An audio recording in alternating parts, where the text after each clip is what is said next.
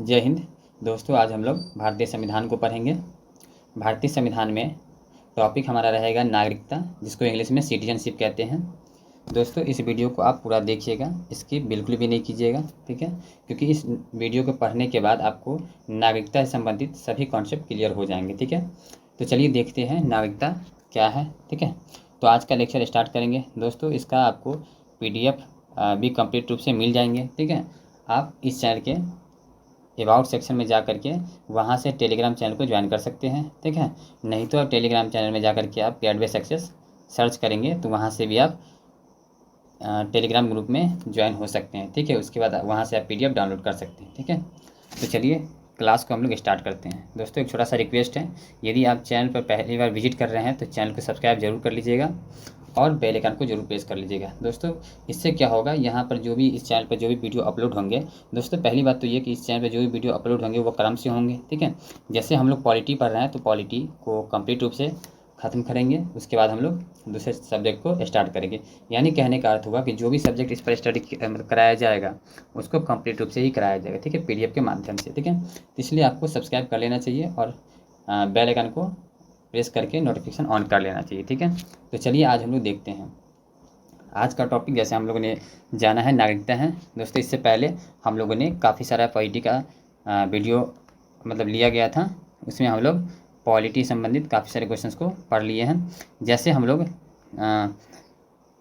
जैसे अनुसूची को पढ़े हैं, फिर भाग को पढ़े हैं, इसी तरह से हम लोग भाग 1 को ही पढ़ लिए हैं, जिसका वो जो था भाग 1 संघ और उसके राज्य क्षेत्र, उसको हम लोगों ने स्टडी कर लिया है। आज के वीडियो में हम लोग नागरिकता से संबंधित सभी कॉन्सेप्ट को क्लियर करेंगे। तो चलिए स्टार्ट करते हैं, ठीक है। आज का जो है हमारा दोस्तों नागरिकता, ठीक है। नागरिकता के लिए बेसिक बात हम लोग समझ लेते हैं। दोस्तों नागरिकता जो है संविधान के 22 भाग में से भाग नंबर 2 है, ठीक है। तो आज हम इसको स्टडी करते हैं, ठीक है। तो चलिए देखते हैं।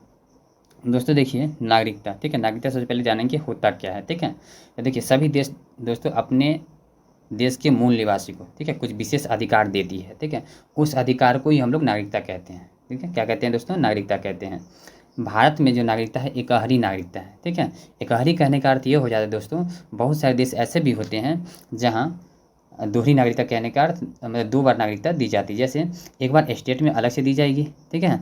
उसके बाद क्या होता है, स्टेट में देने के साथ साथ एक उसका कंट्री का भी आता है, ठीक है, जो देश लेवल पर चलता है, कंट्री का भी अपना नागरिकता होता है। जैसे आप देख सकते हैं अमेरिका के लिए, ठीक है, दोनों नागरिकता उसके पास, या तो वहाँ के जो व्यक्ति होते हैं वो राज्य के भी निवासी होते हैं और देश के भी निवासी होते हैं, ठीक है।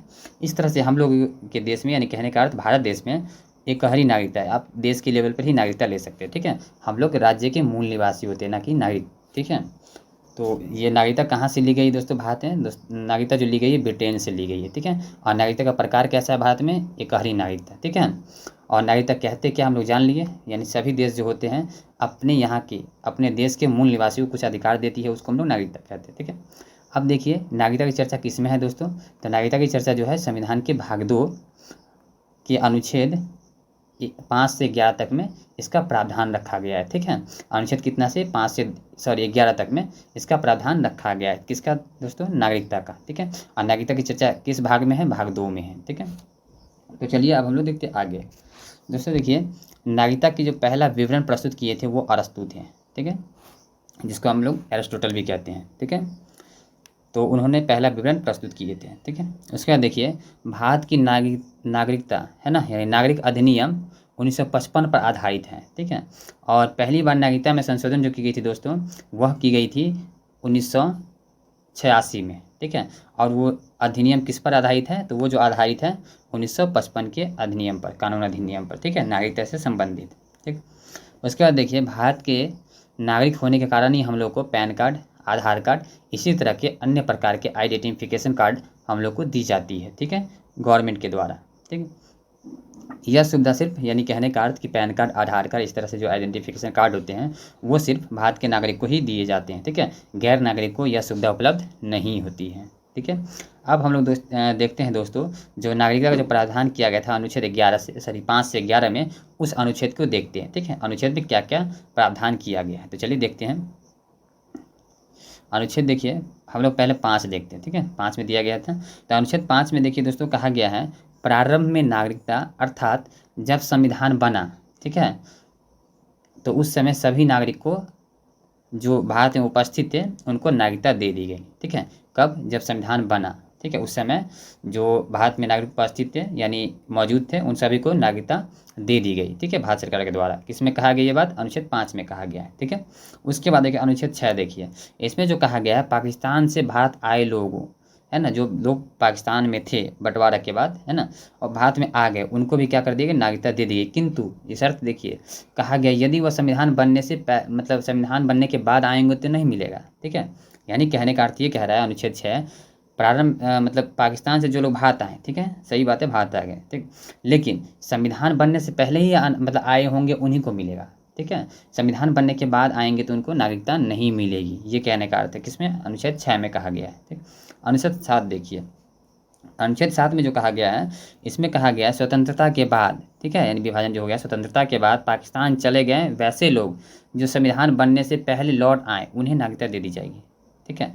कहने का अर्थ देखिए, कह रहा है कि स्वतंत्रता के बाद यानी स्वतंत्र हो चुका था, है ना, 15 अगस्त 1947 को, उसके बाद जो लोग ऐसे थे पाकिस्तान में चले गए, ठीक है, लेकिन वो लौट करके यदि भारत में आ गए, ठीक है, कब? संविधान बनने से पहले तक, तो उन्हें क्या कर दी जाएगी? नागरिकता दे दी जाएगी, ठीक है। अनुच्छेद 7 में ये कहा गया है, ठीक। अब हम लोग देखते हैं अनुच्छेद 8। 8 में क्या कहा गया है दोस्तों कि विदेशी भ्रमण, ठीक है, नौकरी करने, विदेशी भ्रमण कीजिए या तो नौकरी कीजिए, है ना, पर नागरिकता यानी कहने का भारत की नागरिकता समाप्त नहीं होगी। किसकी स्थिति में?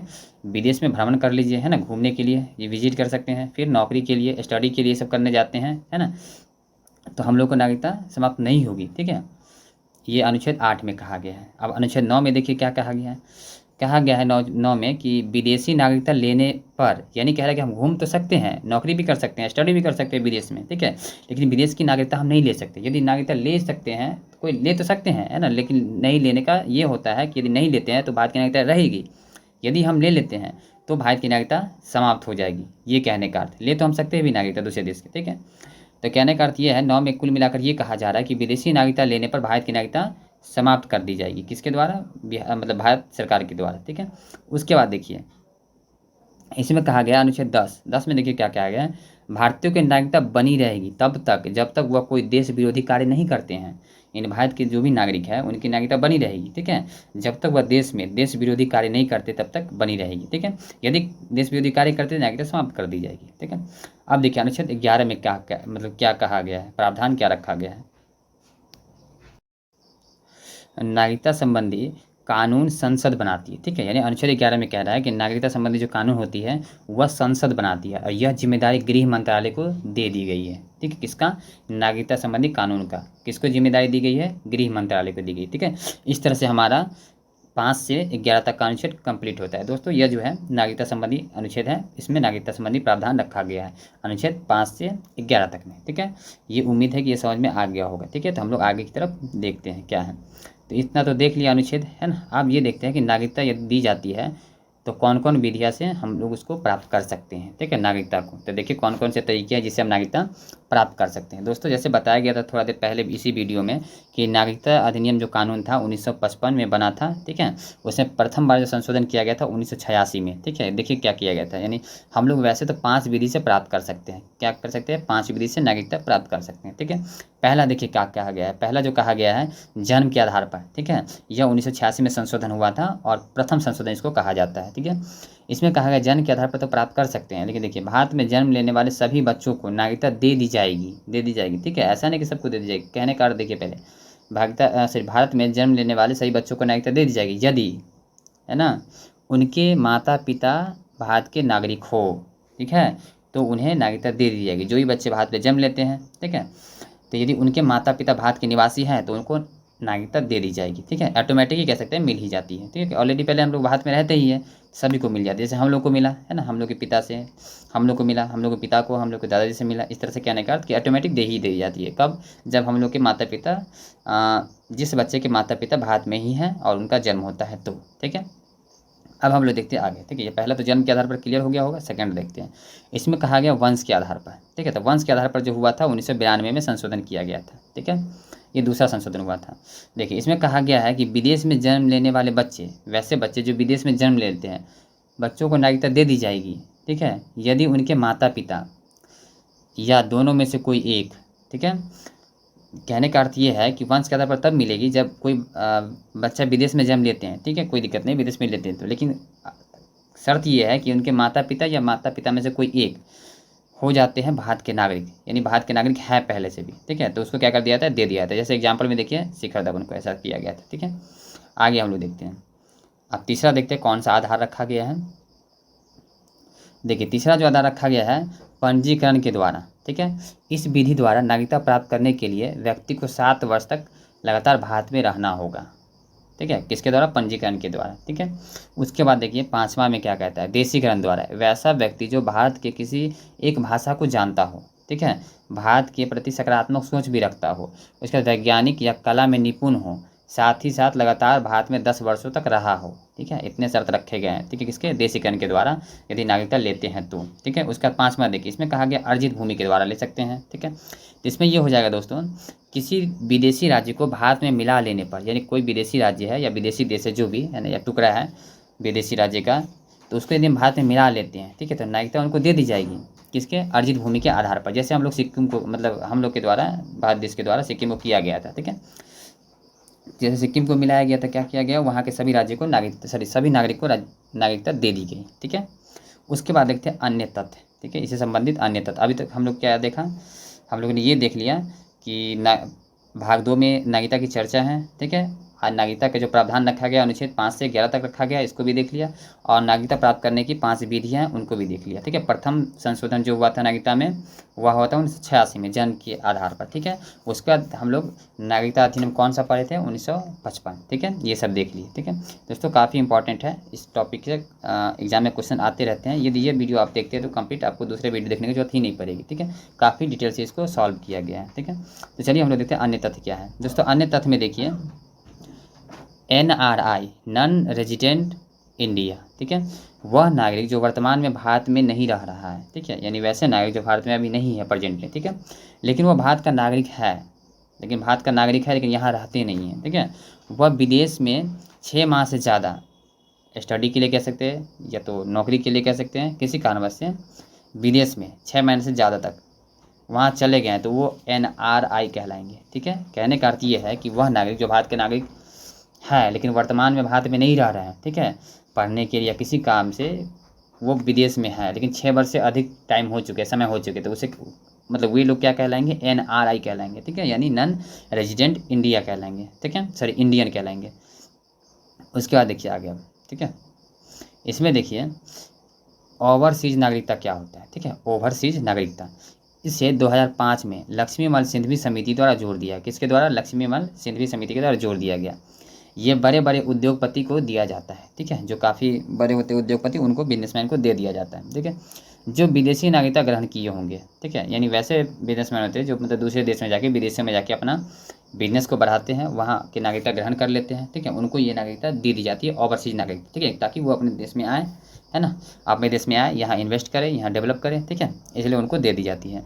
यदि जिनको ओवरसीज नागरिकता प्राप्त होती है दोस्तों, उनको क्या होता है, बिना वीज़ा, ठीक है, बिना वीज़ा के भी वो भारत आ सकते हैं, ठीक है, कौन से नागरिकता वाले, ओवरसीज नागरिकता वाले, यानी वैसे व्यक्ति को दी जाती है जो बड़े उद्योगपति हैं, ठीक है, वे बिना वीज़ा के भी भारत आसानी से आ सकते हैं, ठीक है, ओवरसीज नागरिकता वाले व्यक्ति, ठीक है। इनको कब लाया गया था, 2005 में लक्ष्मी सिंघवी समिति द्वारा जोड़ दिया गया था, ठीक है।